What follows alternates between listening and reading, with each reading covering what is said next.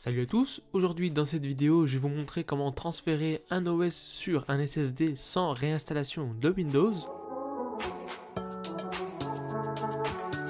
La plupart des gens souhaitent trouver un logiciel de migration de disque dur pour déplacer directement le système d'exploitation sur un autre disque dur. Cela ne prend que quelques étapes mais permet de gagner beaucoup de temps. Par conséquent, si vous recherchez un logiciel de migration d'OS performant mais facile à utiliser, je vous conseille le logiciel que je vais vous montrer aujourd'hui dans cette vidéo qui est EaseUS Partition Master. Il est très fiable et pratique. Il peut transférer le système d'exploitation d'un disque dur SSD vers un SSD sans réinstaller Windows.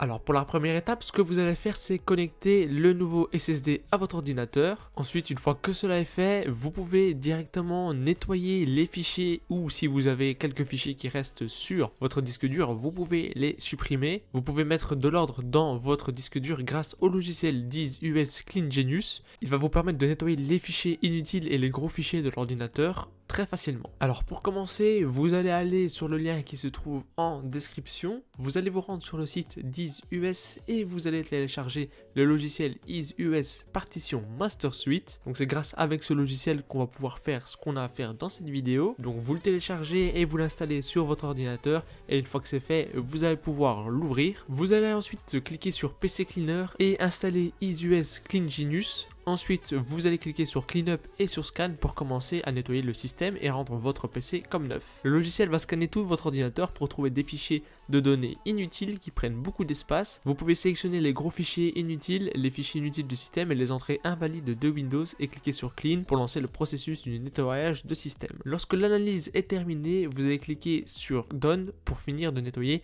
les fichiers inutiles du système. Une fois que ceci est fait, vous allez devoir télécharger l'outil de migration d'OS. C'est l'étape clé, il suffit de cliquer sur le bouton de téléchargement. Alors comment transférer un OS sur votre SSD? Une fois que le logiciel d'EaseUS Partition Master est ouvert sur votre ordinateur, vous allez aller dans l'onglet clonage. Puis dans le menu de gauche, vous allez sélectionner Migrer OS et cliquer sur Suivant. Sélectionnez le disque cible que vous voulez cloner, puis cliquez sur Suivant. Cliquez sur Oui après avoir vérifié le message d'avertissement. Les données et les partitions du disque cible seront supprimées. Assurez-vous d'avoir sauvegardé vos données importantes à l'avance. Si ce n'est pas le cas, faites-le maintenant. Vous pouvez alors prévisualiser la disposition de votre disque. Vous pouvez également cliquer sur les options de disposition du disque pour personnaliser la disposition de votre disque cible. Et si vous le souhaitez, vous pouvez cliquer ensuite sur Commencer pour lancer la migration de votre système d'exploitation vers votre nouveau disque. Une fois que c'est fait, tout est ok et vous pouvez démarrer votre ordinateur sur le SSD après la migration du système d'exploitation.